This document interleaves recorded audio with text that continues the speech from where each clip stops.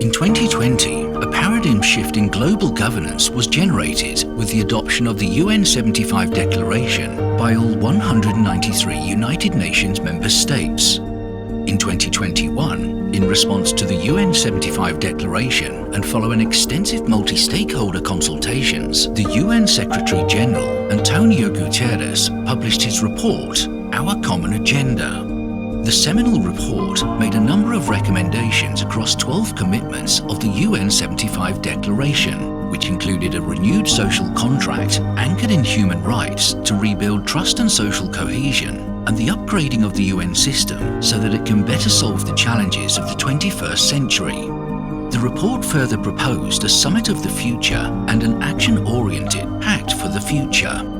Key areas of deliberation for the Summit of the Future by member states include better response to global shocks, inclusion of youth in decision-making, transforming education, reforming the international financial architecture, governance of outer space, measuring human progress beyond GDP, agreeing on a vision of digital technology, committing to the integrity of public information, strengthening the United Nations system and culture, and taking account of the future.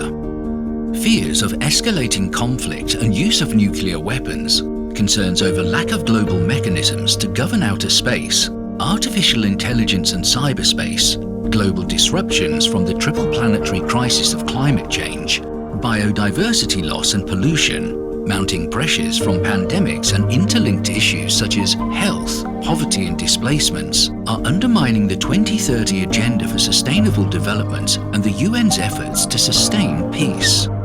The rapid development of technologies such as artificial intelligence, AI, and in particular AI-controlled lethal autonomous weapons that can identify and attack targets without direct human intervention raises considerable moral and ethical implications for humanity. So, how do we repurpose our global governance system to be effective for the 21st century? How do we protect and preserve global public goods and global commons for the benefit of humanity? How do we ensure truly representative civic participation in our decision-making processes? Given the catalogue of world-shaking events, it is now evident that humanity's collective strength is dependent on the unity it can manifest in action from the international stage to the grassroots. Such unity of action must be framed by structures, processes and policies that synthesize the cumulative knowledge of humanity to respond effectively, commensurate with the enormity of the task. No individual nation functions completely independent from the rest of the world, and each nation derives its share of benefits from the planet. It is precisely the complexity and interconnectedness of our evolving civilization that render indispensable the need for a new global order to fully realize the capacities of humanity to respond effectively and collectively for the common good. If unity of action is essential for tackling emerging global risks effectively, what thematic baskets should form the basis of the model? How do we unlock the power of nations to surge to the level of collective volition? How do we align unity with diversity, coherence with innovation, sovereignty with collective integrity? Collective security in the 21st century is understood to pass beyond the bounds of traditional threats, to encompass environmental challenges, socio-economic inequalities, and technological risks. We are entering a new era of reimagining our future and redefining peace and security. Building peace requires forward thinking and understanding underlying drivers and systems of influence, reinforced in our education systems and applied in our social, economic, and political lives. For peace must first be established within nations before it can be implemented among nations. Engaging humanity in consultation as a collective unit is the path towards enduring peace.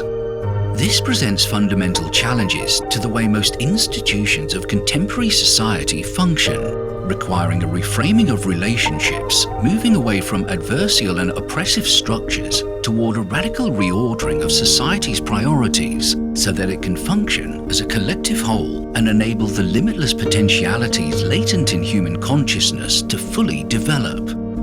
It will bring about far-reaching changes in the governance of human affairs.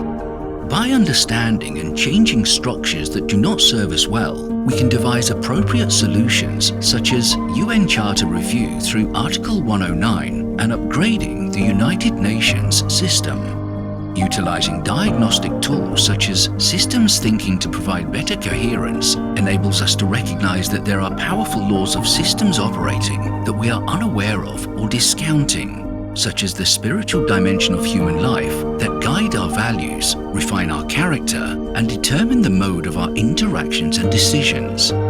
Ultimately, the transformation of the United Nations system is a path leading to justice, unity, and peace through cooperation and solidarity on a planetary scale.